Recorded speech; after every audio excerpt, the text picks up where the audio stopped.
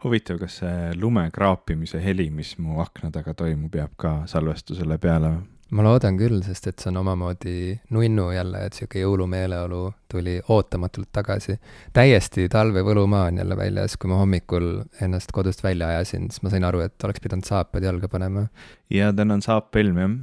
Ja siis ma tulin siia ja nüüd ongi siuke tunne, nagu hakkaks jõuluosa tegema. Et peaks jälle kaunistused üles panema, ma just võtsin paar nädalat tagasi maha. Kõik ainukesed asjad, mis ma jätsin üles, on siuksed nagu tulukesed ja asjad, et oleks valge. Tulukesi on vaja suurem osa aastast muidugi, et luua seda hüget. Ja, et oleks siuke spotlight, siuke meeldiv, mõnus, pehmed erinevad valgustid igal pool nurkades. Ja. Silmanurgas helgiks kogu aeg bokeh. Ja oleks hüge igal pool. See on nii naljakas, et kui ma üles kasvasin, siis minu selles toas, kus ma veetsin suurema osa oma teismepõlvest ja lapsepõlvest, ei ole ühtegi akent. Seal on 2 ust ja seal oli suured laevalgustid, kus olid siis 500 päevavalguslambi toru pikat, et siuksed oli laes, nagu tõsine nagu ostukeskuses. Täpselt, ja see oli ka siis see valgustuse vibe seal toas, nagu ostukeskuses. Ja ma kolisin Rootsi. See oli esimest korda, kui ma siis elasin sellises keskkonnas, kus olidki nagu tuba oli valgustatud selliste erinevate nõrkade valgustitega igal pool, siuksed väiksed nagu kohtvalgustid. Ja ma olin nagu häiritud, miks siin kogu aeg nii hämar peab olema. Et ma nagu ei saanud aru, ma tulin vaata sellest, ma tahaks lihtsalt nagu oleks laes valgusti, mis kogu toa ära valgusti. Aga ajapikku ma olen aru saanud, et see on rõve. Tegelikult see, et sul on nagu laes nagu, et sul on lihtsalt nagu õhtul paned lambi põlema, sul kogu tuba on nagu ühtlase valgustusega siuke haigla. Et nüüd mul on ka enda kodu üles ehitatud erinevate selliste, nagu sa praegugi näed, et mu kuvari taga valgus vilgub niimoodi õrnalt kollaselt soojalt, nagu see oleks siuke kamine efekt ja et ma nagu olen hakanud seda Põhjamaade hüge elustiili embrace'ima. Väga tore. Tere tulemast Põhjamaale. Nüüd ongi see hetk, kus me enam ei ole Ida-Euroopa, vaid oleme Põhjamaa või? See oli see viimane puuduv lülikene, et sina jõuaksid ka sinna hüge mindseti. see viimane ida-eurooplane. Ja viimane ida-eurooplane. Kusjuures see on väga hea raamatu pealkiri. Kas sa võiksid kirjutada raamatu pealkirjaga Viimane ida-eurooplane? Kui me teeme kokkuleppe mingi hetk, et minust saab sinu biograaf, siis kindlasti see saab olema raamatu pealkiri. Okei. Viimane ida-eurooplane. Lugu Ivo Krustokist.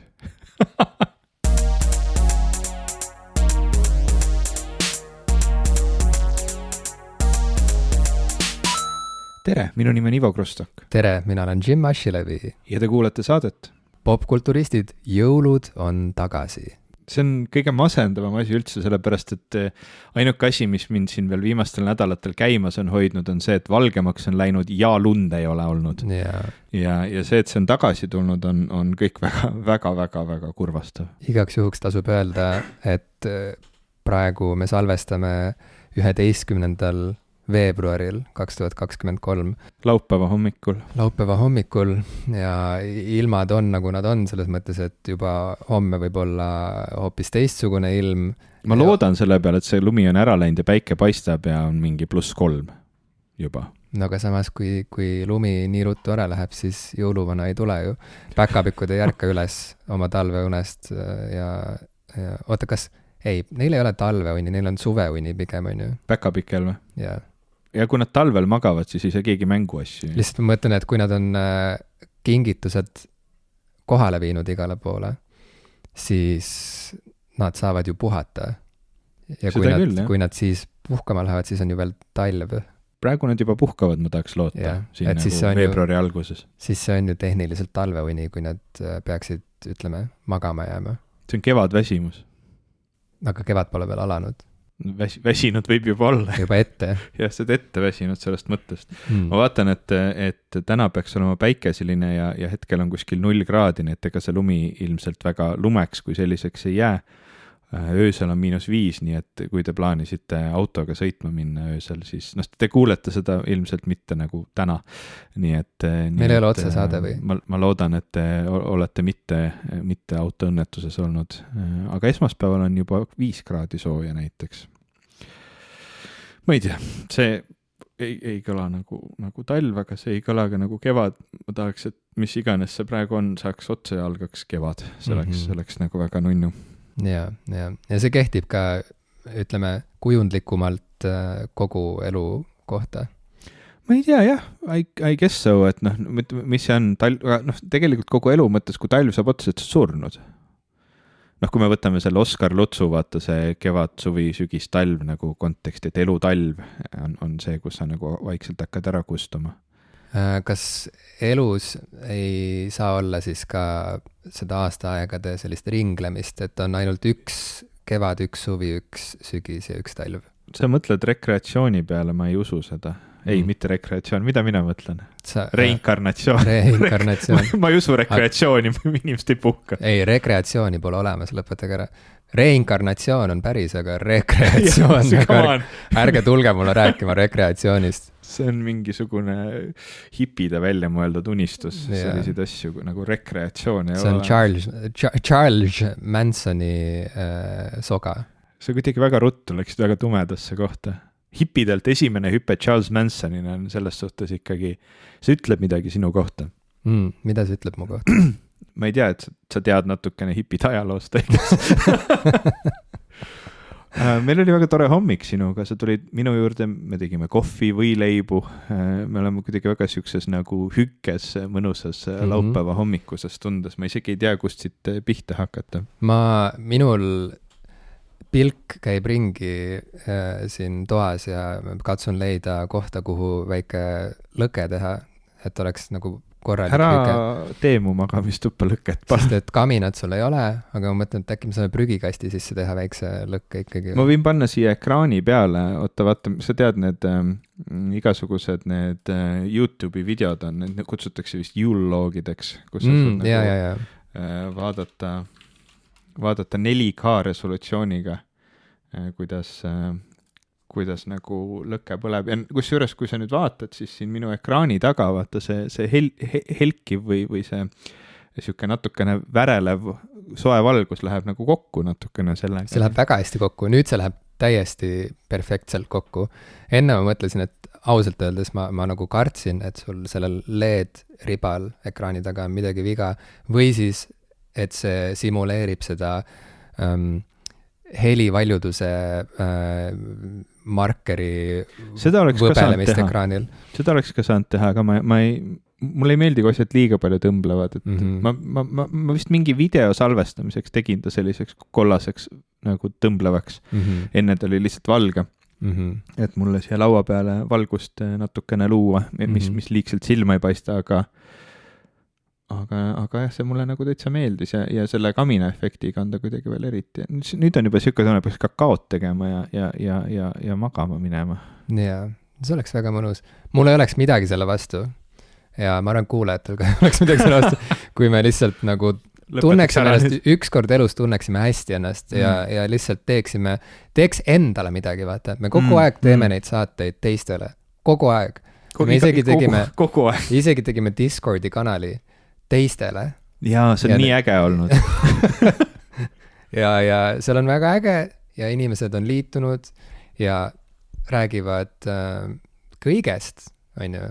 Mängudest on natukene juttu, aga mitte palju, kui te olete selline inimene, kes on natukene ehmatunud mängude peale, et siis seal on raamatutest olnud juttu, seal on AI-st, sest me viimane kord rääkisime pikalt AI-st, siin on sarjadest ja filmidest ja mida inimesed nädalavahetusel teevad ja tegelikult meil on hetkel siin mingi 29 inimest juba meiega liitunud. Nii et ja tulge, hüppake meie Discordi serverisse, see on imelihtne, on vaja lihtsalt vajutada ühte nuppu.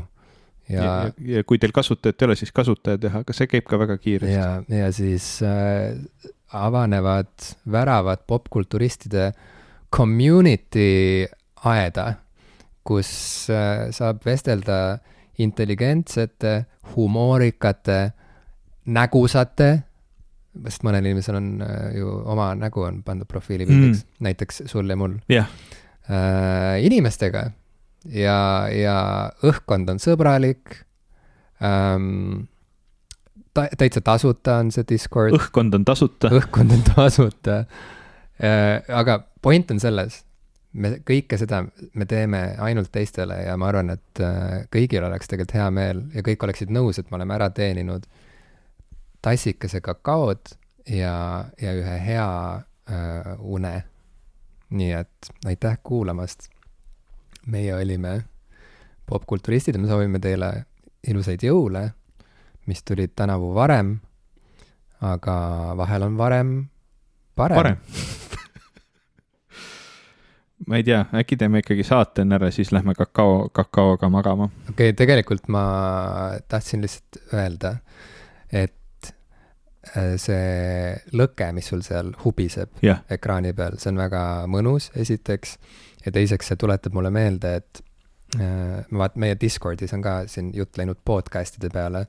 Üllatuslikult huvitav, et meie podcasti Discordis räägitakse podcastidest. Mul on tunne, et see mu vend, kes käib oma Delfi taskut promomas, aga see selleks.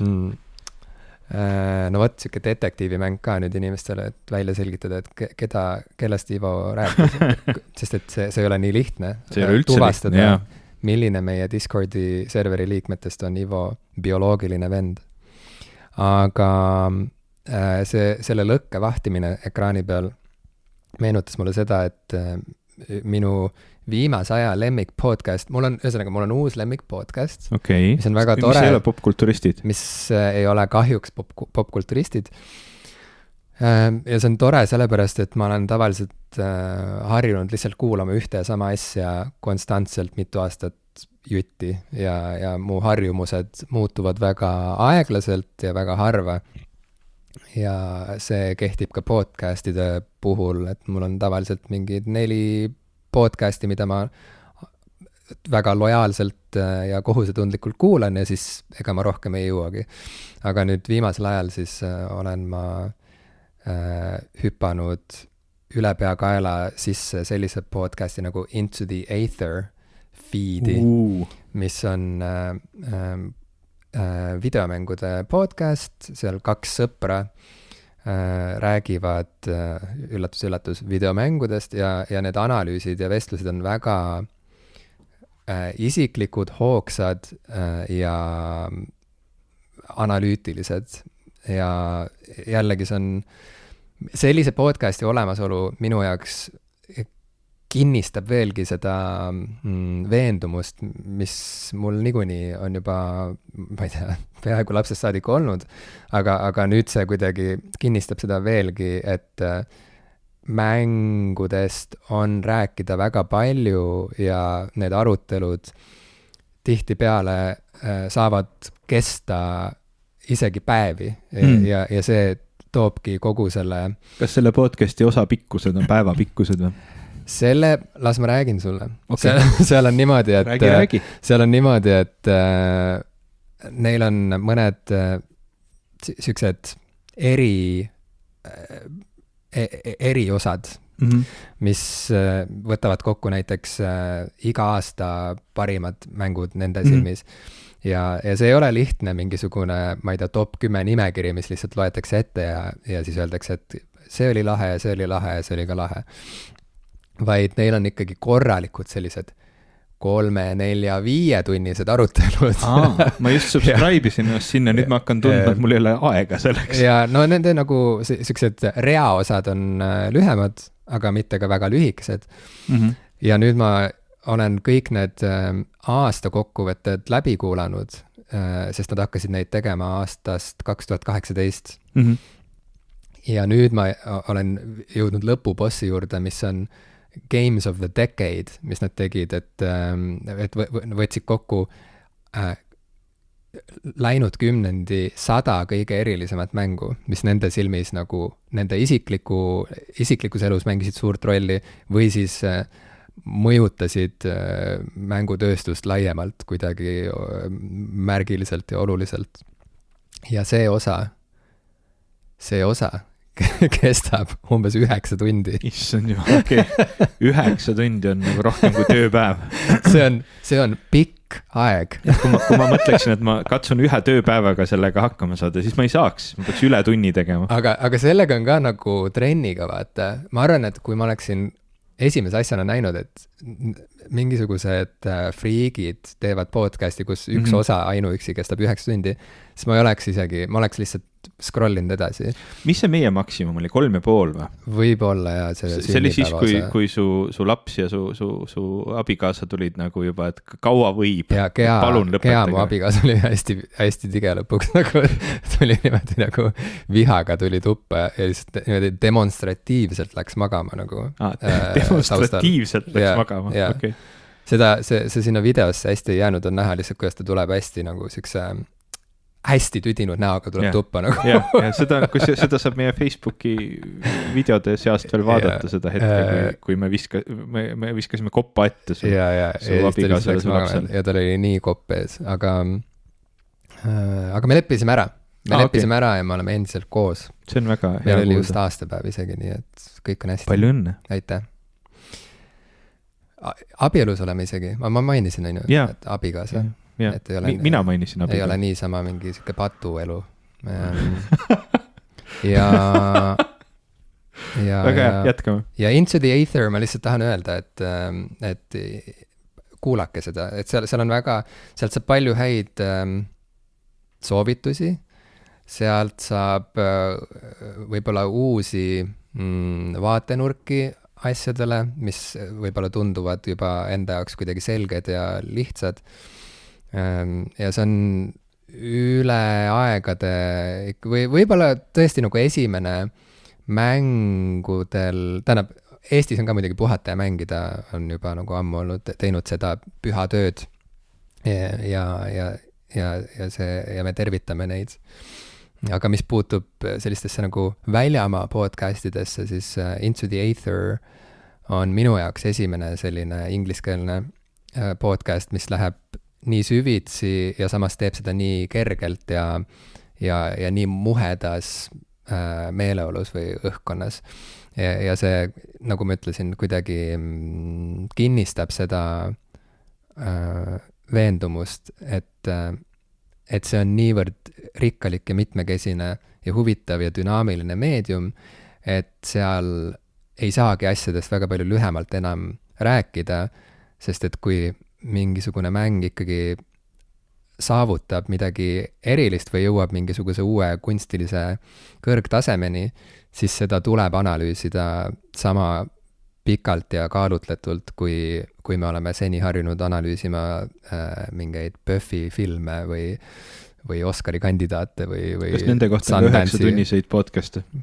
Loomulikult, ma arvan, et see on kogu aeg ju toimunud nagu, selles mõttes, et juba, okei, enne kui podcastid olid olemas ju lihtsalt erinevad raamatud ja raadiosaated, kus inimesed tundide viisi või sadade lehekülgede viisi võtsid pulkadeks lahti, ma ei tea, Hitchcocki ühte filmi näiteks, on ju, mitte isegi tervet filmide kollektsiooni. See selleks, Into the Aether, soovitan väga, paneme saatemärkmetesse lingi. Ma juba subscribe isin ka. See on väga huvitav, ma ei tea, kas ma nüüd jaksan nüüd nii pikki osasid kuulata, ma olen podcastidelt selle aasta alguses küllaltki ära liikunud, et ma ei ole mul on mingi paar üksikut podcasti, mida ma kuulan, mis näiteks ma ei kogu väga palju informatsiooni Venemaa agressiooni vastu Ukrainas, aga ma kuulan ühte podcasti nimega In Moscow Shadows, mis on siuke nagu väga hea ja põhjalik analüüs selle kohta, mis parasjagu toimumas on. See on siis, ma eeldan, et kas Briti või Ameerika see on podcast? Suurbritannia podcast, ta on tegelikult, ta ei ole nagu otseselt olnud ajalooliselt seotud selle sõjaga. See on selline tüüp nagu Mark Galeotti, kes on ise nii-öelda Vene uurija, teadlane, akadeemik, on teinud väga pikka aega sellist podcasti nagu In Moscow Shadows, mille eesmärk oli rääkida suuresti Kremli ümber ja üldse nagu Moskvas ja jõustruktuuride juures toimuvast sellisest nii-öelda kuritööst ja noh, ütleme, mis toimub nii-öelda Venemaa rentslites ja nurgatagustes ja hämarates kohtades.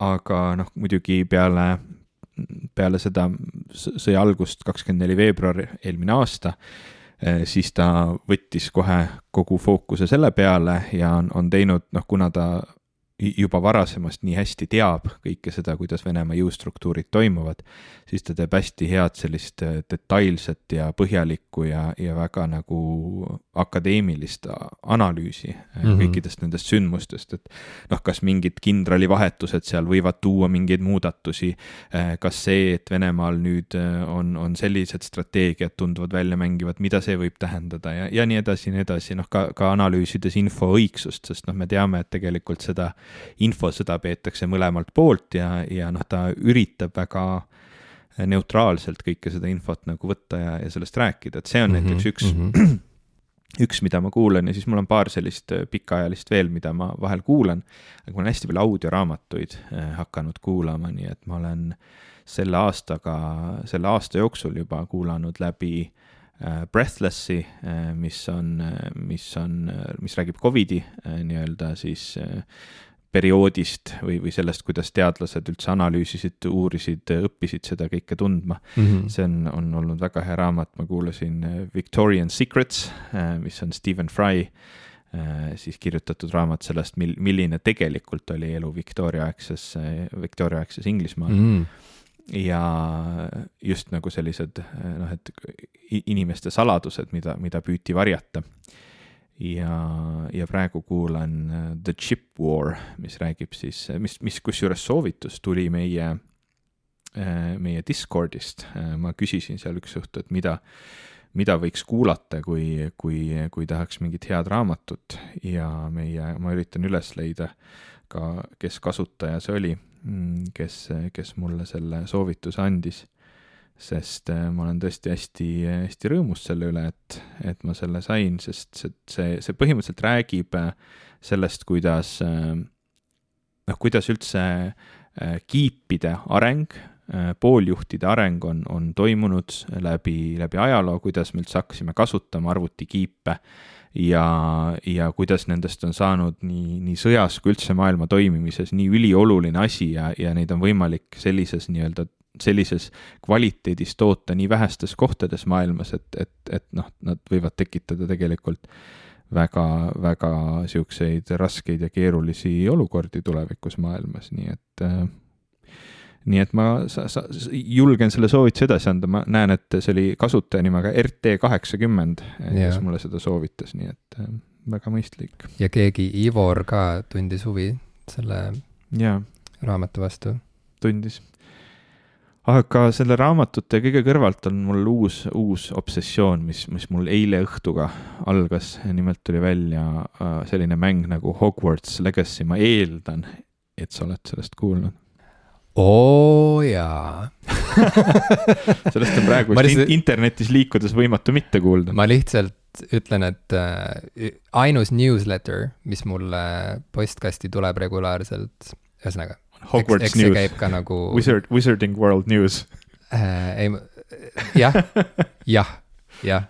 Plus J.K. Rowlinguga mul on iga nädal Zoomi kõne, sest et meil lihtsalt on niimoodi kombeks. Meil on ühine maailmavaade. Meil on ühine maailmavaade ja me, kuidas öelda, tunnustame teineteist selle õige maailmavaate valimise puhul iga nädal Zoomis. Tal on vähe sõpru jäänud, sina oled ta kõrvale endiselt veel jäänud. Mina ja kõik need inimesed, kes nüüd ostavad seda Hogwarts Legacy't. Okei.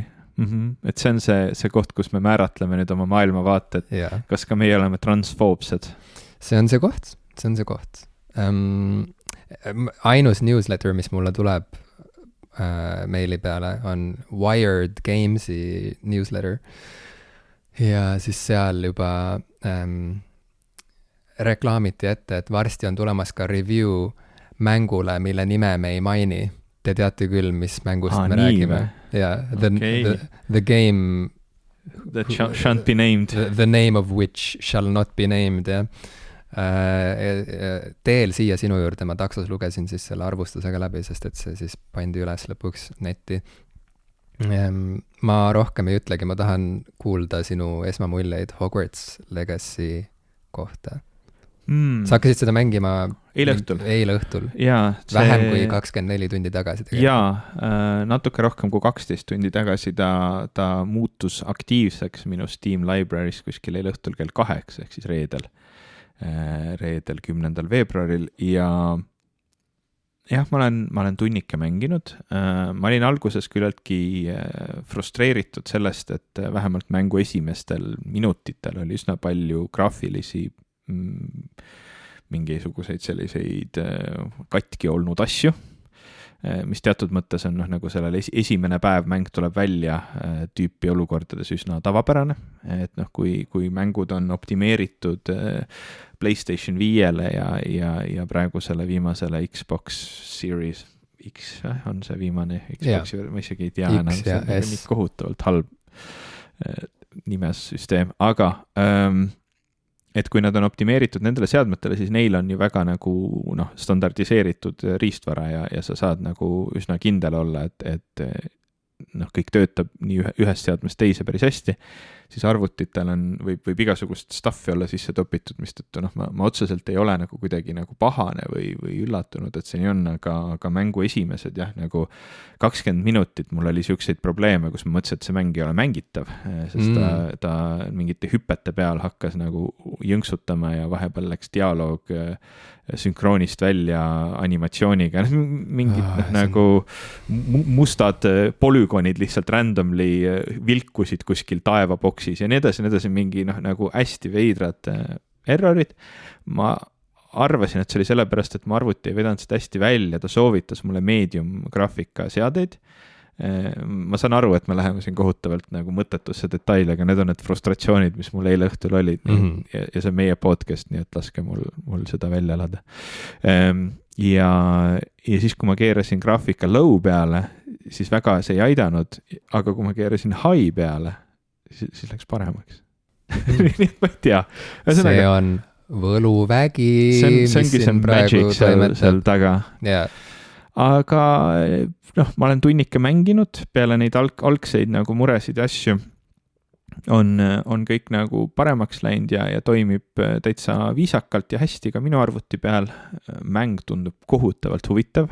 Ma ei ole küll veel sellest esialgsest, nagu esimese tunniga sa ei jõua veel sinna, kus sa saad niimoodi seda maailma ja seda nii-öelda Hogwartsi kooli väga vabalt uurida. Aga vaikselt ma sinna olen juba jõudnud, ma pean nüüd minema varsti oma esimestesse tundidesse, mis on siis Charms ja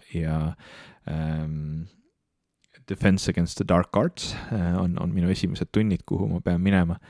Ja see mäng tundub kohutavalt põnev. Ma olen juba meeletult videoid vaadanud selle kohta ja ma tõesti arvan, et see on nagu sellist tüüpi mäng, mis minul neid õigeid nuppe vajutab, et ta ei ole mingi meeletult keeruline rollimäng, mis on kohati mulle nagu, kui ma pean liiga palju mõtlema, millist, ma ei tea, pildi ma teen mingite statide asjadega, siis see tüütab mind ära, aga samas mulle meeldib natuke, et ma saan erinevaid mingeid riideid oma tegelasele valida ja natukene seadistada, milliseid asju ma siis arendan ja õpin endas, et see on nagu tore, et ta natukene läheb, ta ei ole nagu selline hardcore rollimäng, aga ta on nagu veits siuke adventure mäng, nagu oli Legend of Zelda Breath of the Wild. Ja see mäng meeldis mulle väga-väga, nii et ma usun, et ka praegune siis Hogwarts Legacy tegelikult väga meeldib mulle. Sina ei ole mänginud. Kas sa plaanid mängida? Kas sa plaanid, sa oled J.K. Rowlinguga ühes maailmavaate paadis, et kas sa tunned, et sinul neid eetilisi muresid selle mängu mängimiseks ei ole, aga kas see huvitab sind? Olen huvitatud sellest mängust. Ma kindlasti tahaksin vähemalt proovida seda. Aga samas, see on nüüd jälle see süke, kas on okei kuulata Kanye Westi aastal 2023 tüüpi teema? Aga peamiselt sellepärast, et ta ei ole hea artist.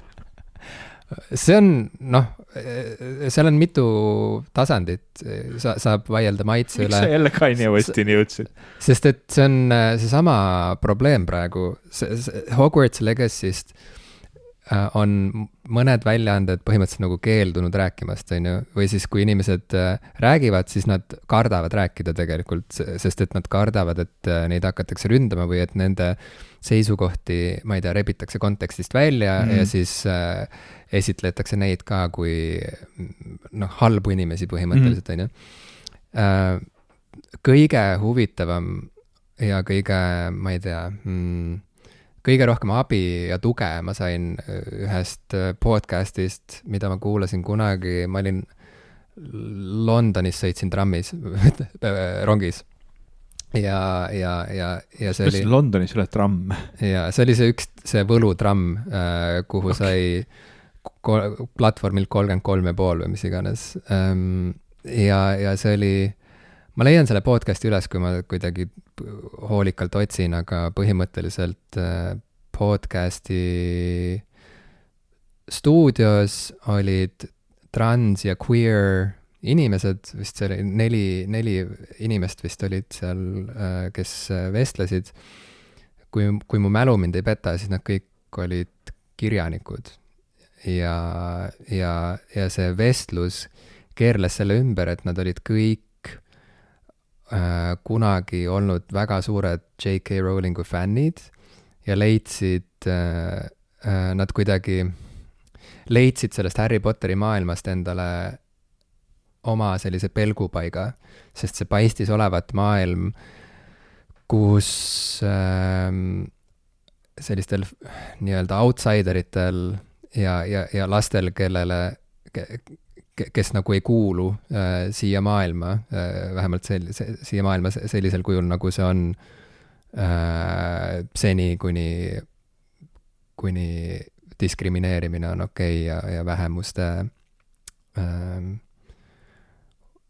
ründamine on aktsepteeritud ja nii edasi, et siis nad leidsid sellest Harry Potteri maailmast sellise pelgupaiga, kust paistis mingisugune lootuskiir ja kuhu nad said jälle nagu kuuluda, et nad leidsid sealt endale sõpru, nii välja mõeldud sõpru kui ka päris sõpru, sest et Harry Potteri ümber tekkis ju noh, meeletu selline ülemaailmine community ja minu ellu üldse tuli Harry Potter sealt kaudu, et mul oli klassiõde, kes oli tohutu suur Harry Potteri fänn ja siis ma temalt nagu alati kuulsin, kui tuli jälle uus Harry Potteri raamat välja ja kuna ta oli üks mu lemmik inimesi meie klassis, siis kuidagi tema karisma nagu pani mind uskuma, et see Harry Potteri maailm on ka kindlasti midagi erilist ja et sinna tuleb mingil hetkel piiluda. Aga ma ausalt öeldes ei jõudnud sinna välja veel oma 20 aastat. Võib-olla natuke vähem, aga põhimõtteliselt siis, kui mul endal vanem tütar jõudis vanusesse, kus teda hakkasid huvitama võluolendid ja võlurid ja võlumaailmad, siis ma esimest korda elus hakkasin näiteks vaatama Harry Potteri filme, sest ma temaga koos, me vaatasime järjest kõik läbi, kuigi ta oli mingi 6, kui me hakkasime seda filmimaratoni tegema, siis ta ikkagi nagu ei kartnud ja läks väga sinna teemasse sisse ja oli ka fänn. Ja siis see lihtsalt kuidagi kadus ära. No, me hakkasime lugema ka neid raamatuid, aga see raamat nagu, ma ei ole siiani lugenud ühtegi Potteri raamatut, aga nii palju, kui ma olen talle, mitte ühtegi, aga nii palju, kui ma olen talle ette lugenud oma tütrele, siis vähemalt selle pinnalt mul on ka tunne, et ma nagu ei suudaks vist neid lugeda, sest et kuidagi ei ole kirjutatud päris niimoodi, et need mind nagu haaraks, ma ei tea, kuidagi nagu... Sulle võib-olla see fantaasiamaailma värk nii väga ei istu või fantaasiakirjandus? Ei, väga istub. Selles mõttes, et ma kunagi olen nagu Tolkieni lugenud väga pühendunult. Sest Tolkien on ainus fantaasiakirjandus, mis mulle näiteks meeldib. Sci-fi mulle meeldib, aga fantaasiakirjandus üldiselt mulle üldse ei kliki ära. Tolkien ja tegelikult nagu see jää ja tulelaulu saagas on ka ikkagi mingeid momente ja mingeid tegelasi ja mingeid nüansse, mis on jäänud mind saatma ikkagi noh, kogu eluks. Aga ühesõnaga, see on niisugune nagu pika ringiga nüüd ma jõuan selleni, et miks praegu on kuidagi nagu raske rääkida sellest Hogwarts Legacy'st ja miks see podcast, mida ma kuulasin, mind aitas. Ühesõnaga, seal siis loomulikult võeti kohe käsile kogu see problemaatika, mis ümbritseb J.K. Rowlingi isikut ja tema selliseid mürgiseid sõnavõtte, kus ta on siis rünnanud queer inimesi ja trans inimesi ja kuidagi noh, just nagu täiesti nagu tühja koha pealt hakanud tegelikult nagu tüli norima ja väga palju haiget tegema suurele osale oma lojaalsetest fännidest, mis on nagu täiesti nagu arusaamatu võitlus tegelikult. Ma ei saa aru nagu, mis see agenda tal on või milles see probleem nagu seisneb nagu, et kui sa oled, ühesõnaga, ma ei oska nagu psühhoanalüüsida J.K. Rowlingut, sest et ma tegelikult ei tunne teda, meil tegelikult ei ole iga nädal Zoomi kõnesid. Okei, üllatav. See on nii kaua meie elus olnud siis vale. Ja see, mida see järeldus, milleni nad seal podcastis jõudsid, mis oli tore, oli see, et küsimus oli selles, et kas tuleks üldse hüljata kogu see maailm, kogu see Potteri maailm ja lihtsalt kirjutada uusi suuri lugusid ja ühesõnaga liikuda edasi, on ju, mitte nagu kössitada seal toksiliseks muutunud nagu keskkonnas ja kuidagi kurta selle üle, et kui jubedaks inimeseks on osutunud see autor, kes kunagi tundus olevat nagu sihuke kauge sõber, kes on mingisuguse terve ilusa maailma meie jaoks loonud. Temast ju räägiti kuidagi, kui et ta oli selline üksik ema, kes käis mitte raamatuga, vaid kohvikus, eks ole, istumas ja oma raamatut kirjutamas, millest sai ülemaailmne fenomen. Teda nagu kuidagi väga, ta oli väga palju sihuke nagu ta oli inimestele sihuke eeskuju ja teda esitleti kui selline nagu töölisklassi heeros põhimõtteliselt. Ja ühesõnaga, ja see, mis kõlama jäi sealt podcastist lõpuks, oligi ikkagi see seisukoht, et see maailm on juba liiga suur ja see tähendab nii paljudele inimestele nii palju erinevaid asju, et selle asemel, et see maailm hüljata, tuleks see hoopis lihtsalt selle community poolt üle võtta ja arendada seda edasi sellises suunas, mis jällegi jätaks ruumi kõigile inimestele ja mis ei oleks toksiline ja ma ei tea, sihuke täis erinevaid foopsusi ja nii edasi, ehk siis, et see lugu on Rowlingust endast suurem ja seda ei tohiks nagu linkida kokku autori endaga.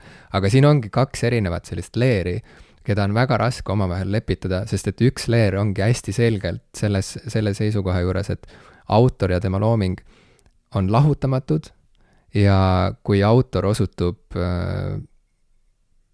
problemaatiliseks, siis tuleks ka see looming väga kriitilise pilguga üle vaadata ja vajaduse korral lihtsalt ära unustada. Aga me oleme nagu ajaloos näinud tegelikult, kuidas on erinevate teoste puhul ikkagi suudetud see looming kiskuda lahti selle autori enda isikust ja ma ei tea, nõmedatest sõnavõttudest. Siin võib kas või vaadata, ma ei tea, Wagnerit, on ju, kes oli Hitleri lemmik MC ja lemmik MC ja DJ. Ei, ütleme, lemmik MC oli Nietzsche ja lemmik DJ oli Wagner. Ja nad mõlemad nagu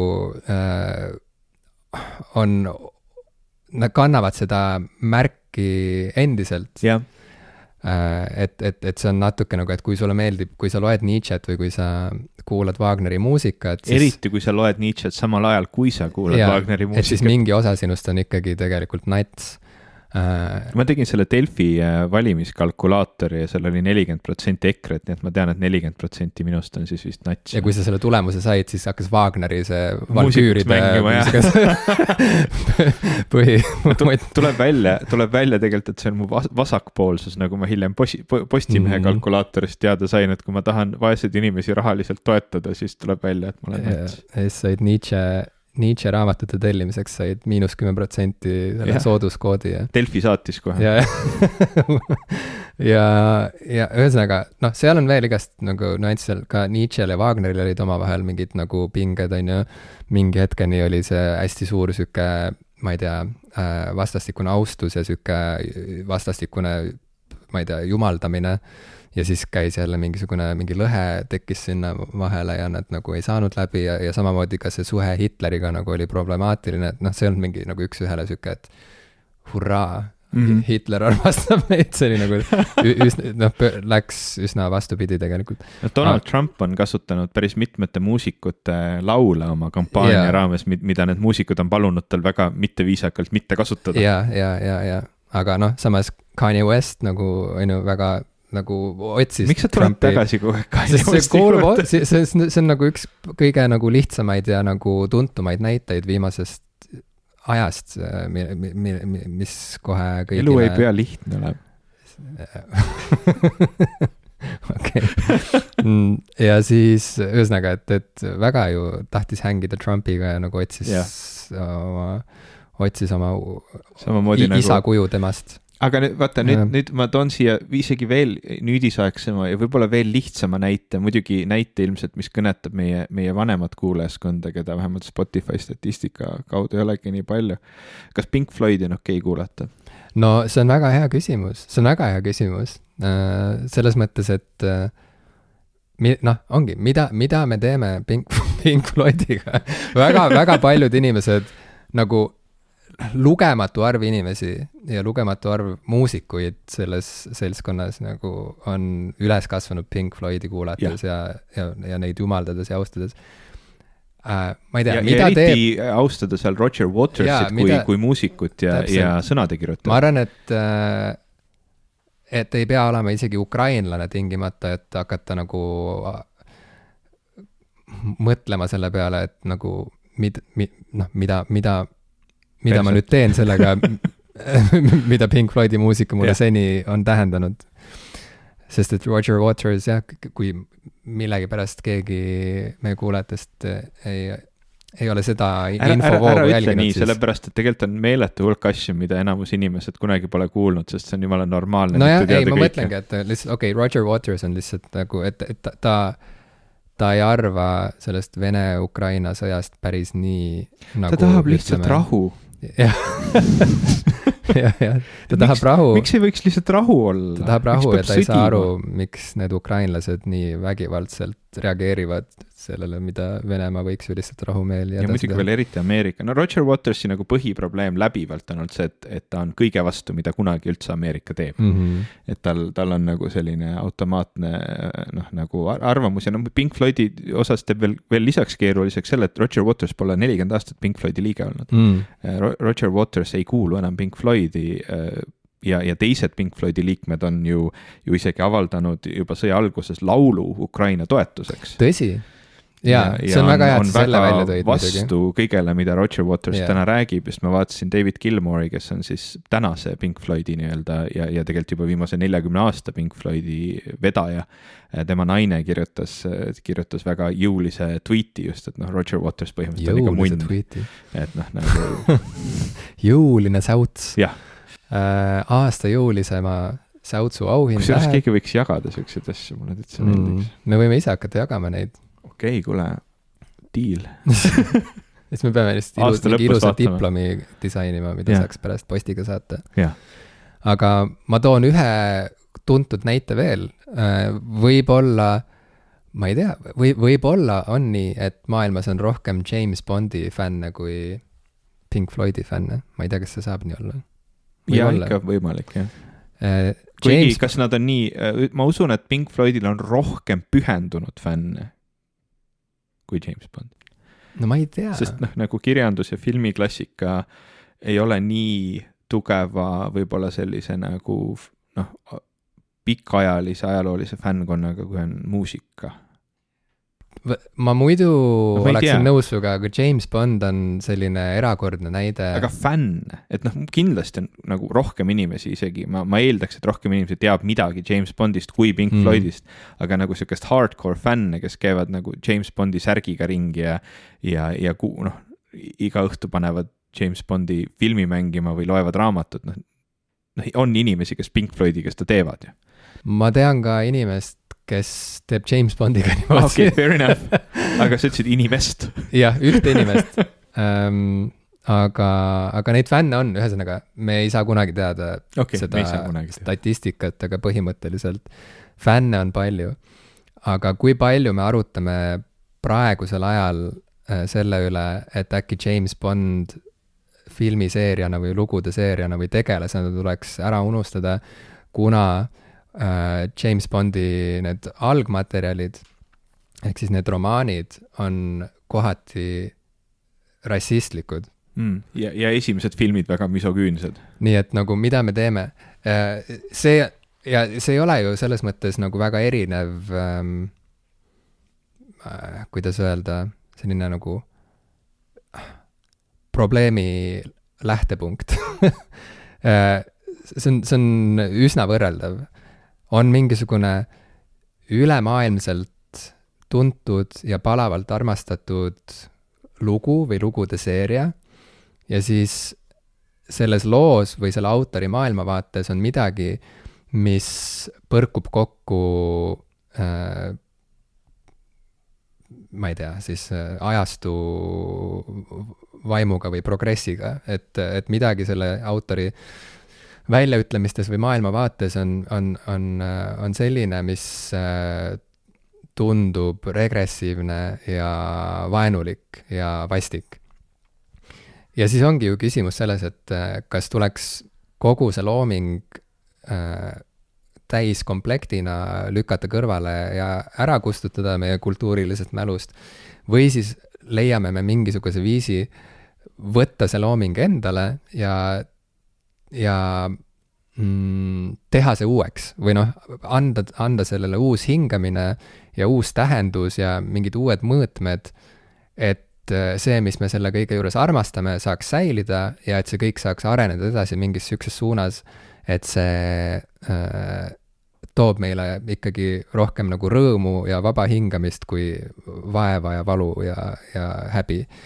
Ja ma arvan, et Potteri puhul ei ole see nagu liisk veel langenud, inimesed vaidlevad ja jaotuvad leeridesse ja ei ole piisavalt palju aega möödunud tegelikult. Ma arvan, et tegelikult me ei pruugi näha seda aega isegi, kus see asi nagu kuidagi otsustavalt jõuab mingisse uude punkti, sest et reeglina on ikkagi vaja, et see autor sureks ära kõigepealt ja üldse, et kogu see põlvkond sureks ära, kes selle problemaatikaga tegeles ja siis need, kes tulevad hiljem, nagu järgnevad põlvkonnad, siis saavad nagu ilma selle päris isikliku sükse nagu trauma mäluta edasi menetleda, et kas neil on piisavalt huvi ja soovi arendada neid lugusid ja nende tegelastega edasi elada või siis nad tahavad edasi liikuda ja võtta midagi täiesti uut käsile.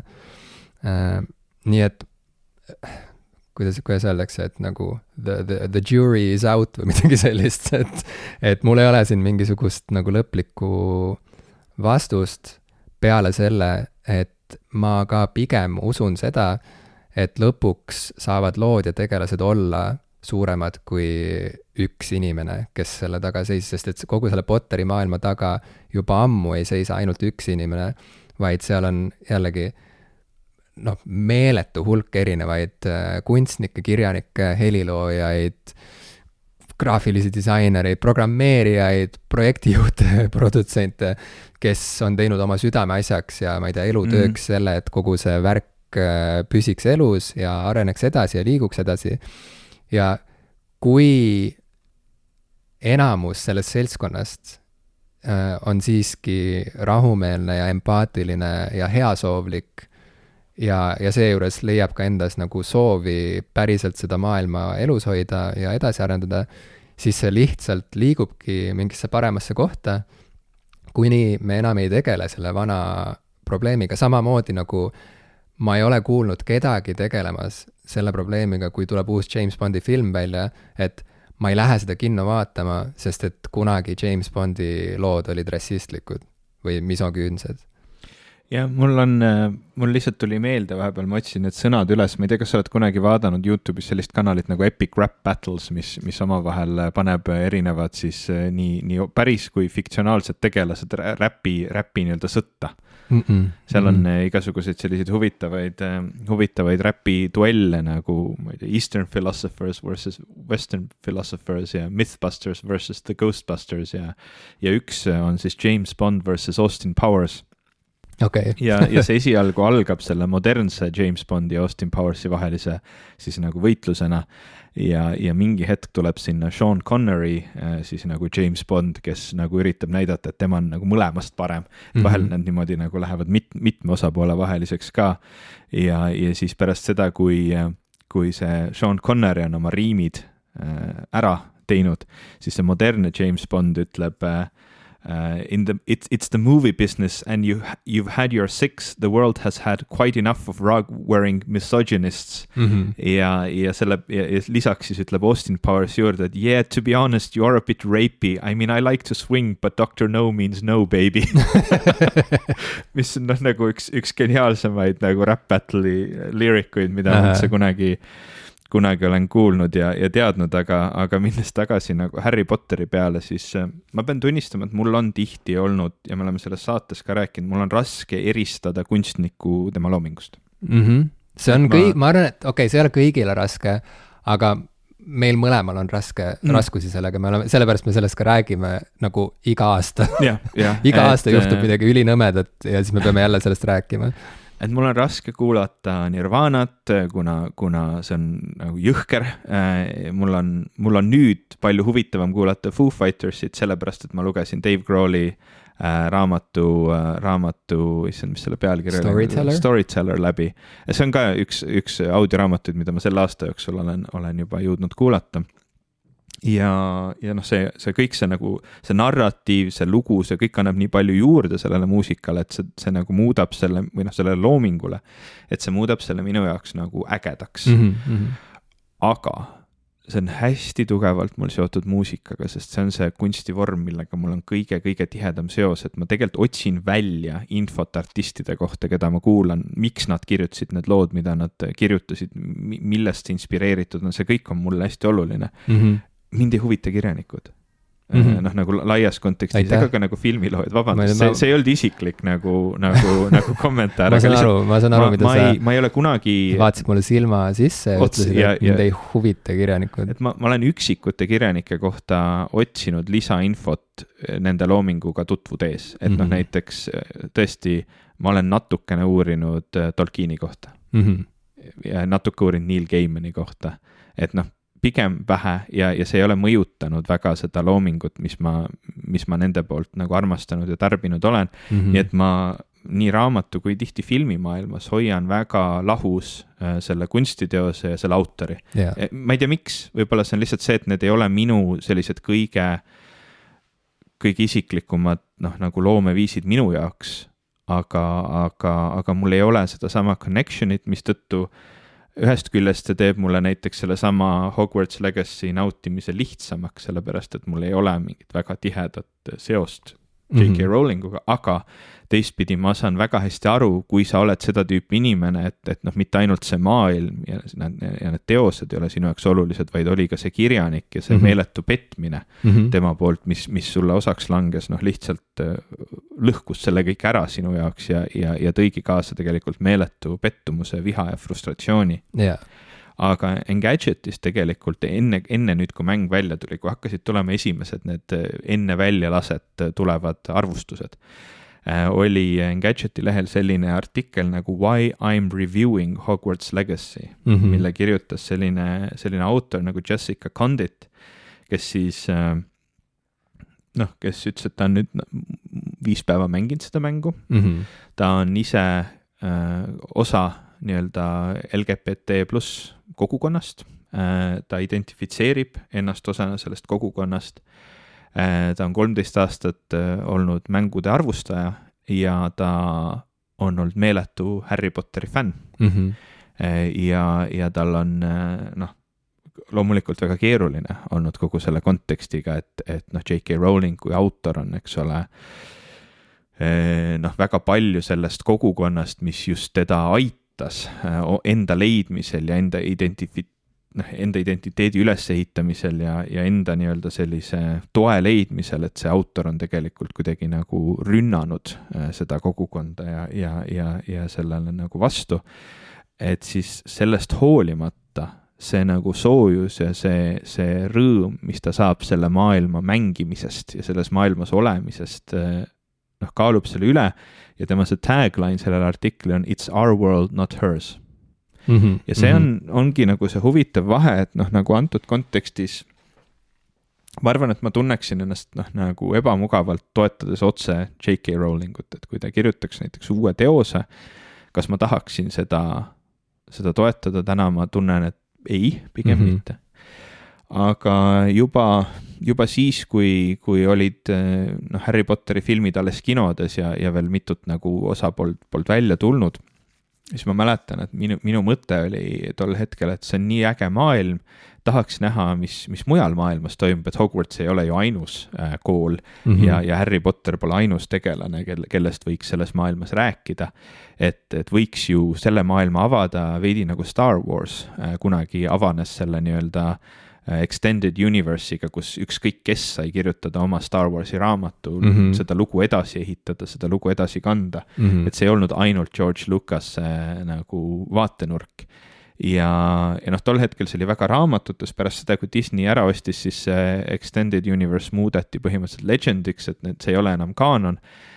Aga samal ajal Disney on väga paljude erinevate autorite ja kunstnike abiga seda maailma väga palju laiendanud ja sellest on tulnud hästi ägedaid asju, nagu näiteks seesama Mandalorian ja ka praegu see Andor, mida mina lõpuni veel ei ole vaadanud, aga ma olen, ma ei tea, natuke kaugemal kui poole peal, ta väga meeldib mulle. Ja see on jälle midagi täiesti uut. Jah, see on lood selles maailmas, mis ei ole osa sellest, mida Lucas ise kirjutas, eks ole. Ja see Wizarding World, et Harry Potter avati tegelikult kõigile teistele, see maailm avati, on äge, sest see on kihvt maailm. Nagu J.K. Rowling lõi midagi, mis toimib. Ta kõik need 4 maja, kuhu sind siis pannakse ja kõik see, kuidas sinu võlukepp on osa sinu iseloomust või peegeldab seda, on sellega seotud ja kõik need asjad on nii ägedad. Ta on tõesti nagu lahedasti läbimõeldud maailm, mitte selles mõttes, et see maailm ise oleks nüüd nii, ma ei tea, targalt ja põhjalikult läbimõeldud, nagu näiteks Tolkieni maailmad on läbi keelte ja kõige muu, aga ta on selles suhtes lahedalt üles ehitatud, muidugi ta meeldib sulle, kui sa oled 13. Ta nagu aitab sul mingit identiteeti leida, ta paneb sind mingitesse gruppidesse, ta aitab sul sisustada kuidagi seda, kuidas sina maailma näed ja leida teisi inimesi, kes on sinuga sarnaselt, mõtlevad läbi fantaasia maailma, mis tegelikult peegeldub ju hästi palju sinu pärisellu ja pärismaailma, sinu unistustesse ja fantaasiatesse ja nägemustesse endast. Mis tõttu muidugi seda enam on jõhker see, kui see autor, kes selle maailma on loonud, eks ole, võtab ühe näiteks gruppi inimesi ja nagu ütleb neile, et ma tegelikult ei arva, et te olete nagu päris õiged inimesed. Selle tõttu ma saan nagu väga hästi aru sellest frustratsioonist, mis inimestel selle autoriga on kaasnenud. Aga lõpptulemusena see maailm ei pea olema tema oma. Et ta on, nagu ka sina mainisid, nii paljudele inimestele nii oluline ja toonud nii palju rõõmu, et kui nüüd on olemas terve hulk kunstnikke, kes on samamoodi sellest maailmast inspiratsiooni saanud ja loonud sellise mängu, kus sa saad seal maailmas väga huvitavat lugu mängida ja tegelikult oma lugu luua ja seal maailmas nii-öelda virtuaalselt eksisteerida ja see sulle rõõmu toob, siis mina ei näe, et selle mängimine või selle ostmine oleks vale või halb. Kui see sulle toob väga palju kannatust või see, et sa seda mängid, toob mõnele su lähedasele kannatust ja ta ei taha seda, siis see on teine asi. Siis sa lähtud sellest, mida sa tunned, et sul on õige teha või vale teha ja teed need otsused. aga see lõpuks see otsus, kas see teeb sulle või kellegile, kes on sulle oluline haiget, on sinu teha. Aga ma ei ütleks, et selle mängu mängimine või selle kiitmine või selle taha toetuse andmine kuidagi kiidab või toetab seda autorit. Antud kontekstis J.K. Rowlingut. Mina seda tunnet ei tunne ja võib-olla on hea, et need arutelud toimuvad, sest reaalselt iga arvustusega on kaasas käinud see väike disclaimer, et muide, me ei toeta J.K. Rowlingut, sest see näitab ka seda, et see kogukond laiemalt seda sõnumit ei kanna. Et see on J.K. Rowlingu isiklik arvamus, see ei ole selle kogukonna nägemus. See kogukond on nende inimeste toes ja taga ja tegelikult võimestab neid. Ja sellepärast sinna kogukonda kuulumine ongi ju neile inimestele hea ja meile ja kõigile inimestele hea, et see kogukond tegelikult on kaasavam ja toetavam ja positiivne. Just see, et kogu Harry Potteri maailma ümber tekkinud kogukond reageerib nii valuliselt sellele, mida Rowling on teinud ja öelnud, ongi ju märk sellest, et see kogukond tugineb mingitele teistele väärtustele ja see kogukond on nii palju suurem arvuliselt juba, kui üks inimene. See kogukond ei ole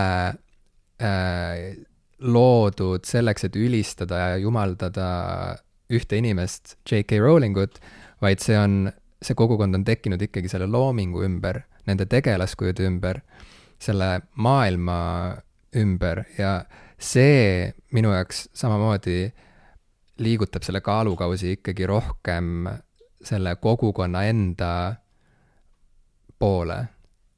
Et lõppkokkuvõttes mulle tundub, et niikuinii iga teose kohta ju öeldakse, et kui see juba kord välja on antud, siis see enam ei kuulu autorile, siis see on juba lugeja oma või kuulaja oma või mis iganes. Ja see peab eriti paika sellise massiivse universumi puhul, nagu on see Harry Potteri maailm, sest et seal toimub nii palju ja seal on nii palju erinevaid mingeid dimensioone ja ma ei tea, platvorme ja meediume, mille kaudu inimesed neid lugusid edasi jutustavad ja mille kaudu need inimesed neid lugusid loevad, vaatavad, mängivad, kuulavad. Et mulle tundub see ka natukene sõge ja ebaaus lõpuks ikkagi siis nagu taandada see tagasi selle ühe inimese juurde, sest see justkui ühtlasi ka annaks märku sellest, et minu meelest ikkagi lõppkokkuvõttes nagu ainus, mis siin loeb, on see autor, kes selle kõik kirjab. Et siis lõpuks nagu mille nimel me siis kokku tulime või mida me siin tegelikult teinud oleme kõik see aeg, et siis see ikkagi oli süke ebajumala kummardamine siis kokkuvõttes või et me olime kogunenud kokku selleks, et ülistada ühte ebajumalat ja kui ta osutus tegelikult lihtsalt üheks problemaatiliseks inimeseks, et siis see tähendab seda, et nüüd me enam ei saa ka selle loo ja nende tegelastega edasi minna, sest et need olid ainult üks-ühele seotud selle ühe isikuga. Et see ei ole selles mõttes jätkusuutlik ja lõpuks minu meelest neid asju ei otsustagi keegi ainuisikuliselt, vaid jällegi aeg annab arutust ja lõpuks ma usun, et Potteriga võib minna samamoodi nagu, see võib ka vajuda unustuse hõlma, see on täiesti võimalik.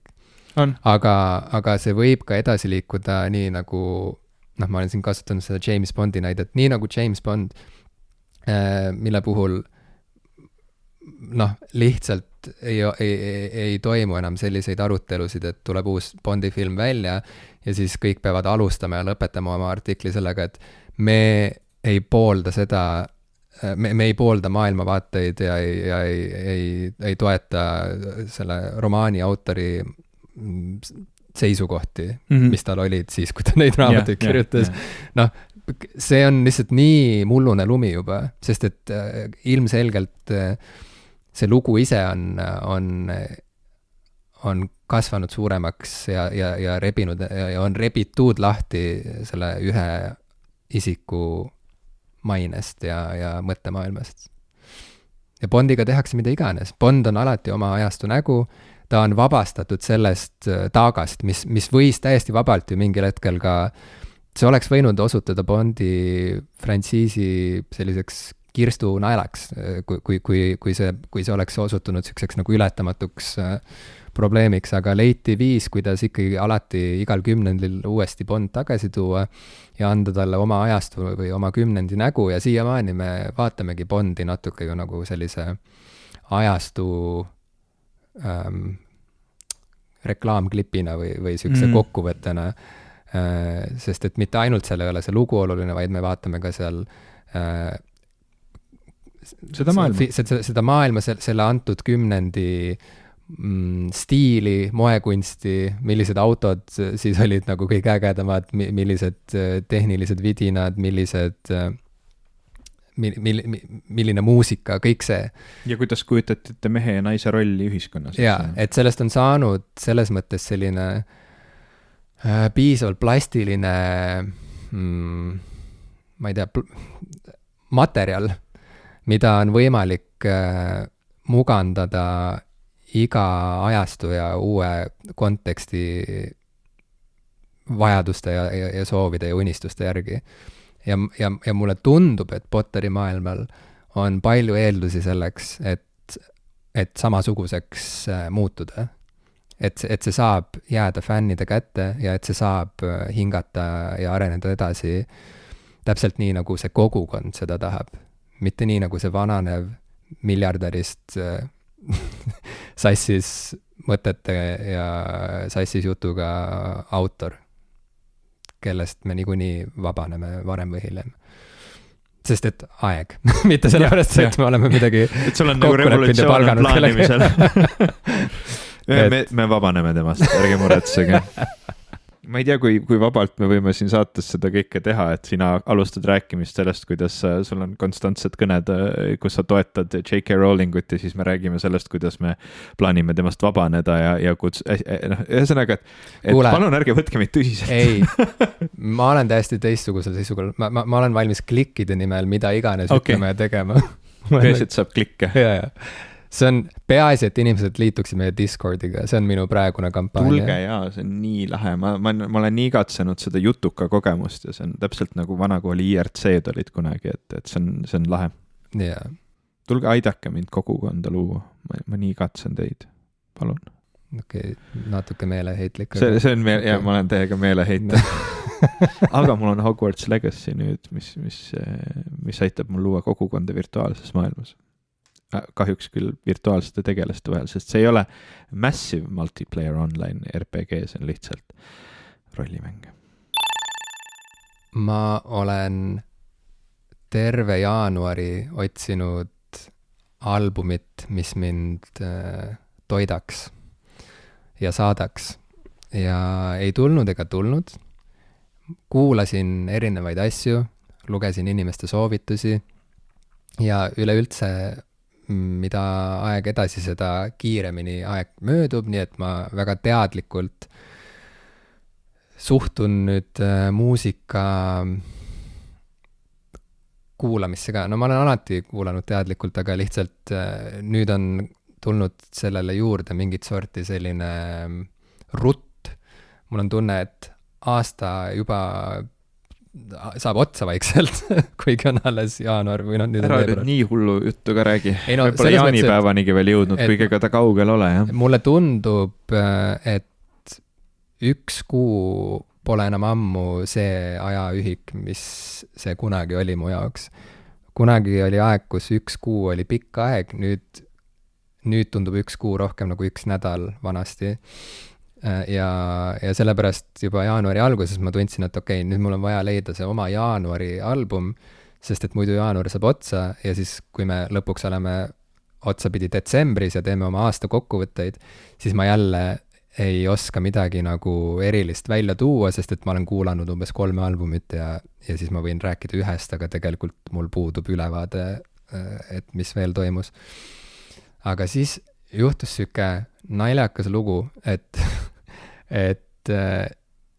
vaata, ma ei ole mingisugune siuke mõmina räpi ja trappi suur kuulaja ei ole olnud. Ma ei ole ja mitte mingite põhimõtete pärast, mis mul kuidagi takistavad lähenemast seda tüüpi hip-hopile, vaid lihtsalt see ei ole mind haaranud, see ei ole mind kõnetanud, ei ole rabanud.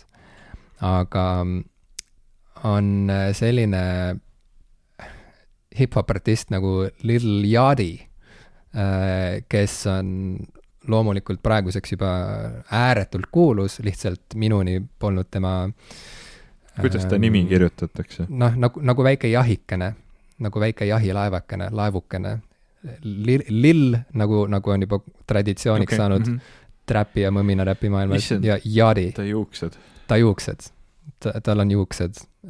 Ja Lil Yachty on selline hip-hop artist, keda jällegi paljud ei salli, sest et ta ei sobitu sellesse nagu hip-hop artisti, ma ei tea, kuvandisse väga hästi. Noh, teatud tüüpi hip-hopi sõbra silmis ilmselt siis. Kuigi tekib siis küsimus, kas seda inimest saab nimetada hip-hopi sõbraks, kui tal on mingid nii ranged kategooriad, et kes tohib ennast nimetada hip-hop artistiks ja kes mitte. Aga põhimõtteliselt Lil Yachty teema on see, et ta mõmiseb, on ju, ta hääl on kogu aeg autotunitud ära, nii et see kõik kõlab nagu süntesaator, rohkem nagu süntesaator kui inimene. Ja see on juba nii vana arutelu ja sellest mõnes mõttes on juba ammu hilja rääkida, sest et keda see enam huvitab, on ju. Et see on juba, ütleme nii, et inimeste muusika eelistused räägivad enda eest. Ilmselgelt see on praegu hip-hopi peavool juba mõnda aega olnud. See, et Eminem, ma ei tea, solvab mõmina räppareid ja naeruvääristab neid, sest et tema ise ju on kõigi aegade parim lyricist, või no võib täitsa vabalt öelda, et nagu üks kõigi aegade parimaid räppareid, ilmselgelt üks kõigi aegade parimaid sõnade kirjutajaid, ma ei tea, riimijaid, tema flow on omal moel ületamatu, see on kõik väga tõsi, aga see ongi täpselt samasugune jutt nagu ütleme mingisugune Steve Vai või keegi mingisugune virtuooslik kitarrimängija läheks ja hakkaks sõimama mingit nagu grunge-bändi või mingi punk-bändi kitarristi umbes, et sa ei oska mängida, sa mängid ainult 2 akordi nagu. et noh, see on siuke, noh, millest me räägime, on ju, et nagu mis siin tegelikult lõpuks siis tähtis on. Ja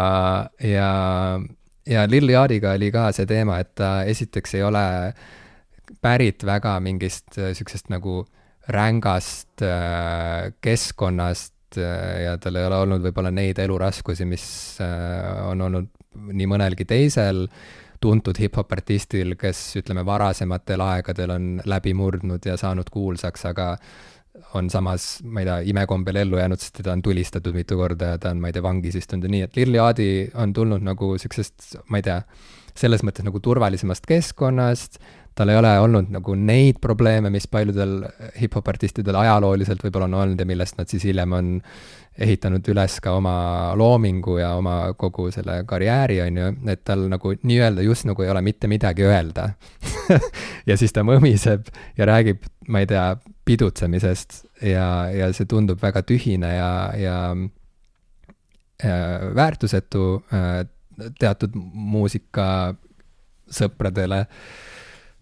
Sest ega selles suhtes ju need 80-ndate rockbändid ka ju laulsid palju sügavamatest asjadest kui pidutsemine ja olid täiesti arusaadavate, mitte karjuvate sõnadega. Ja siis ta vist mingis intervjuus suutis välja öelda ka midagi sellist, et ta ei suudaks peast nimetada isegi 2 Notorious B.I.G. või Tupaci lugu, mis muidugi ajas nagu hulluks ilmselt mõned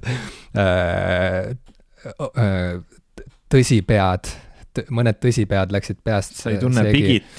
et noh, kuidas sa saad niimoodi öelda, on ju, et see on sihuke noh, üks enam hullemat pühaduse teotust ei saa olla. Ja ühesõnaga, et sihuke oli tembeldatud siukseks nagu klouniks põhimõtteliselt, on ju. Ja siis nüüd jaanuari lõpus ta andis välja albumi, mis on nii üllatav ja nii veider, et esialgu ma ei saanud isegi nagu aru, et mis asi see on, kas see on päris ja midagi sarnast ütles mulle ka mu kolleeg, kes oli esimene inimene, kes seda albumit soovitas mulle, ütles, et nagu et see on nüüd küll üks veider asi ja millegipärast see töötab ja ta kirjeldas seda ka ja see kirjeldus on, ma ise ka kirjeldaksin seda umbes nii, et see on mõmina räpi ja trappi album, mis ühtlasi on tegelikult sihuke psühhedeelse 70ndate rocki album ka. Ja see kaanepilt on kohutav. Kaanepilt on väga jube, see on otse tundub, et sellise AI pildigeneraatori suust kukkunud. On. Ja see muusika kõlab umbes samamoodi esialgu.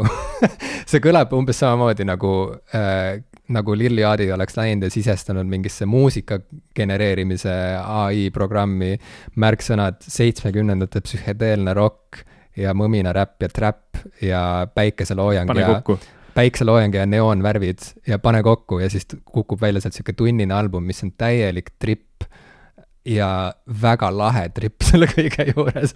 Ma lihtsalt vaatan neid märksõnu siin, psychedelic rock, psychedelic soul, funk ja psychedelic pop, et kõik see tundub väga mulle sobiv teema. Sellepärast ma sellest räägingi. Saad aru, ma arvan, Ivo, et sa võiksid vähemalt 2 korda kuulata seda albumit. Okay, minimaalselt 2 korda. Ja vaadata, mis juhtub. Ma ütlen ausalt, see Lil Yachty hääl on nii, ma tahtsin öelda lapik, aga tegelikult isegi see on võib-olla segadusajav kirjeldus heli kohta. Lapik on huvitav. Ütleme nagu flat. Ja et inglise keeles see kõlab nagu õigemalt, aga et see tal on siuke väga spetsiifiline tämber, mis ilmselt nagu kas hakkab kohe närvidele käima või natukene tundub intrigeeriv.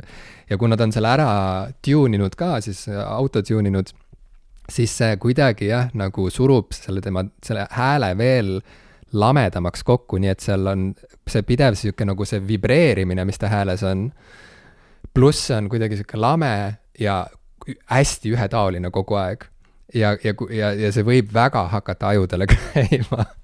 Aga lõpuks, kui sa leiad, kui käib see klõps ära ja see hakkab sulanduma sellesse ülejäänud helimaastikku, siis see muutub mingiks täiesti uueks asjaks. See on üks veidramaid albumeid, mida ma olen kunagi kuulanud ja mulle eriti loomulikult, see on minu teema, on see, kui öeldakse, et nii küll neid asju ei tehta.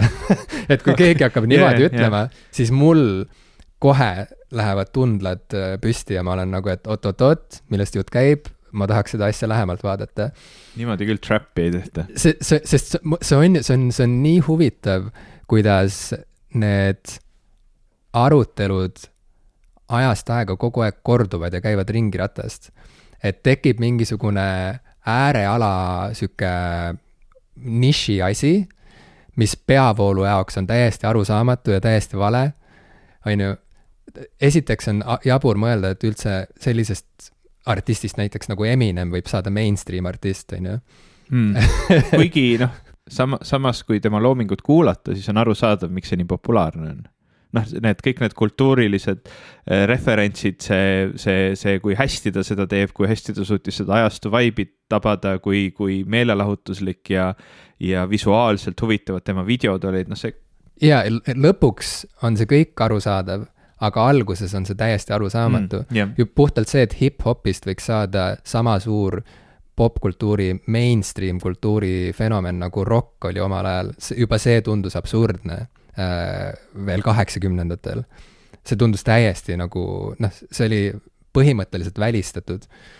Ma ei usu, et väga paljud inimesed seda nagu ette oskasid näha, et keegi nagu Drake võiks olla maailma kõige, ma ei tea, inimkuulatud artist noh, The Weeknd veel, sest et ütleme, Jackson juba natuke nagu rajas teed sinna, kuhu Weeknd edasi kõndima läks, aga räpi puhul et kõigepealt siis nagu tekib mingi uus räpi mainstream ja siis tekib sinna kõrvale mingi siuke mõmina räpp ja mingisugune siuke rahustite üledoosi veerel olevate pahupidi silmadega näotätoveeringutega mõmisejate mingisugune subkultuur, mis heidetakse selle peavoolu hip-hopi poolt kõrvale, siis saab sellest räpist ja mõmina räpist peavool ja siis hakatakse seal rääkima, et oota, aga see ei ole nüüd õige räpp, mõmina räpp, trap, mõmin see pole õige mõmin. Et see ei ole õige mõmin. Ja no see on nagu, ühesõnaga, see on absurdne, kui seda niimoodi nagu eemalt vaadata. Mulle täiega meeldib trapitrummid. Lihtsalt ma pean mainima. Trapitrummid, see hi-hati rollid ja asjad mulle nagu kohutavalt. Muidugi, no. kõik need tripletid ja asjad, see rütmiliselt on trapitrummid hästi ägedad. Aga nüüd siis Lil Yachty album, mille, kas selle pealkiri on Let's Start Here. Let's Start Here, jaa. Let's Start Here on jälle mingisugune täielik süke freak teos, mille puhul peab mõnes mõttes jälle korraks tõmbama oma selle brauseri ajaloo ja selle vahemälu nagu korraks nagu tühjaks, sest et need eelmised märksõnad kuidagi nagu ei aita edasi. Mis asi see nüüd on? Ja see teeb selle albumi hästi põnevaks ja sellepärast ma kuidagi andsin sellele albumile järjest uusi võimalusi, kuni see muutus selliseks albumiks, mida ma kuulasin repeat'i peal lihtsalt mitu päeva järjest. Ja see on kokkuvõttes minu meelest üks eriline ja suur selline tervikteos, et see on siuke album, mis tervikuna kõlab kokku jube hästi. Et kui sa võtad endale selle tunni, et minna selle albumiga teele, siis see kannabki sind läbi selliste põnevate maastike ja alati sellise neoonse päikseloojangu poole. Ja see on väga-väga lahe. Nii et albumi soovitus Let's Begin Here, Lil Yachty. Väga hea. Võtame ette. Ma võtan ette, siis tähendab. Sa võid ka võtta, kui sa oled juba võtnud. Nüüd peaks rääkima tulevastest valimistest ka vist natukene, et seda nii-öelda inimestele meelde tuletada, et riigis elades on oluline ka valida. Ja teeme seda. Siia saate lõppu sobib ilusti hüppelauaks väikene segment, kus me ütleme, et inimesed, minge valima, sest et kui te ei vali, siis te ju ei saa pärast kurta, et miks mu kodumaal asjad on niimoodi ja mitte naamoodi. Ei, aga ma ei tea, see kurtmise argument pole mulle nagu kunagi korda see ei motiveeri mitte kedagi. Ma lihtsalt tahan öelda, et ma hiljuti nägin väikest videolõiku sellest, kuidas John Lennon rääkis oma maailmavaadetest, sest ma arvan, et tal oli mitu maailmavaadet, sellepärast ma ütlen mitmuses maailmavaadetest.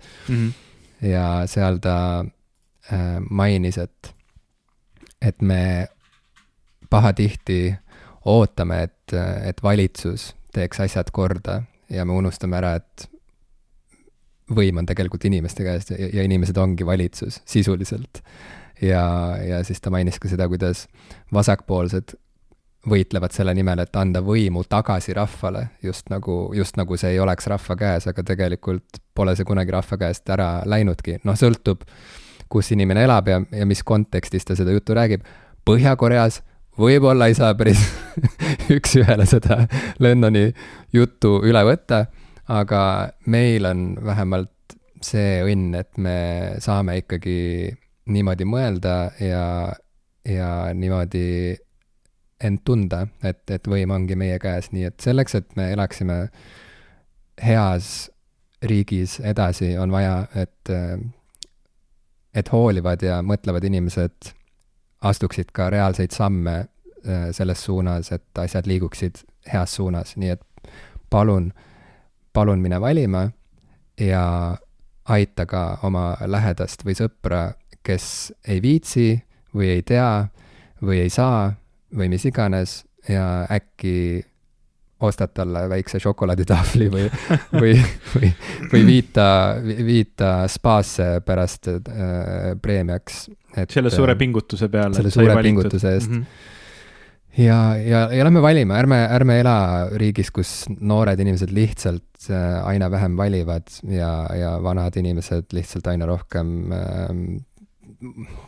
teevad asju nii, et oleks nende väärtuste ja vajaduste järgi asjad seatud, kuigi tegelikult me ju kõik väärime inimväärset ja head elu siin Eestis. Jah, ses suhtes ma olen seda nagu ise mõelnud niipidi, et minu vanuses ja sealmaal, kus ma oma elamise ja tegemise ja karjääriga olen, nagu ma ei pea sellest laskma ennast võib-olla nii väga puudutada, ma võin ära liikuda ja teha mida tahes, mis mulle parasjagu tundub nagu mõistlik, aga kui sa oled täna 20-ndates näiteks, kui sa oled noorem ja sa alles hakkad nagu kujundama oma elu ja tegemisi, siis mul on selline tunne, et praegusel ajal on poliitikutel, kes võib-olla ei ole nende asjade eest väljas, mis sinul olulised on, nii palju võimalusi sinu valikuid piirata, et järgmisel, ma ei tea, 4 aastal, kui sa ei vali endale neid juhte, kes sinu väärtusi kõnetavad, kes sinu jaoks olulisi asju soovivad teha, siis sa tegelikult kõige rohkem kaotad ära võimaluse endilt, siis need valitakse teiste inimeste poolt, kellel võib-olla on teistsugused väärtused kui sul ja teistsugused vaated, vanemad inimesed, kellel on võib-olla kes tahavad teistsugust juhtimist, mis sulle võib-olla üldse ei sobi. Et need inimesed, nende hääled on ka väga olulised, aga nende hääled ja valikud ei peaks olema üle kajastatud või üle representeeritud kogu selles valimis, sest kui me vaatame viimaseid kohaliku omavalitsuse valimisi, siis Eesti keskmine valimisaktiivsus oli umbes 55%, aga samas, kui sa võtad seal sellised 18 kuni 24 aastased, kes tegelikult ju praegu valivad endale tulevikujuhte, valivad neid inimesi, kes hakkavad kujundama nende maailma, siis nendest võib-olla kolmandik üldse läks valima ja tegelikult ka umbes 40% 25 kuni 34 aastasi, need on mõlemad kõvasti alla selle Eesti keskmise valimisaktiivsuse ja tegelikult suurel osal nendest inimestest selle ühtegi põhjust, miks nad ei võiks kas või lihtsalt oma ID-kaardi arvutisse korraks surata või tegelikult ka lihtsalt kohale minna, seda häält sinna anda, sest mitte miski seda ei peaks takistama. Ma lihtsalt kõrvutan seda meie kuulajanumbritega, see on see, miks ma arvasin, et me peaksime seda siin rääkima. Umbes 5% meie kuulajatest on 18 kuni 22 aastat vanad ja see oleks olnud lahe, kui oleks olnud 8 kuni 22. See 0 kuni 17, see 0 kuni 17 kamp on meil üsna väike, see on mul siin Spotify ütleb 2,35%, nii et see on siuke keerulisem. Need on mu mõlemad tütred. Nemad kuulavad, see on see 2%. Noorem on 2 ja vanem on 8, nii et nemad ma olen aeg-ajalt sattunud peale, kui mu vanem tütar 8-aastane kuulab unejutuks popkulturist. Nii et sealt need numbrid tulevad. Kas tal on oma Spotify konto? Ei ole, tal on küll. Okei, siis tulevad tema numbrid tõesti ka siia. Ja 25% meie kuulajatest on 23 kuni 27 aastat vanana, nii et kui te meid kuulate, palun minge valima. Palun ütelge kõikidele oma sõpradele, et nad läheks valima. Ma ei ole nii sinisilmne, rumal või ebaeetiline, et ma hakkaks rääkima siin, keda võiks valida, aga valige seda, kes kajastab teie vajadusi, ootusi, maailmavaadet. Ja kuigi ma võin väga hästi aru saada sellest mõttest, et sa ei taha kedagi justkui valida ja kõik on halb ja kõik on pahasti ja keegi ei kajasta tegelikult seda, mida sina soovid, siis see on peaaegu nagu teatud mõttes peaaegu isegi võimatu probleem, mida lahendada koalitsioonivalitsuste ja demokraatia puhul, sest kõik on kompromissides ja asjad ei lähe kunagi päris 100% nii, nagu nad võiksid minna, ei ole kunagi ideaalsed mitte kellegi jaoks, mistõttu on täiesti mõistetav, et inimesed vahel isegi ei taha valida. Aga kui sa tõesti tunned, et sul ei ole mitte kedagi valida, siis parem mine kohale ja riku siis kas või see sedel ära, anna seegi sõnum edasi. Tähtis on see, et sa läheksid kohale ja teeksid midagi. Jaa, mul ei ole midagi lisada. te olete piisavalt lahedad kõik küll, et minna valima. jah. Ja näeme Discordis. Ja näeme Discordis.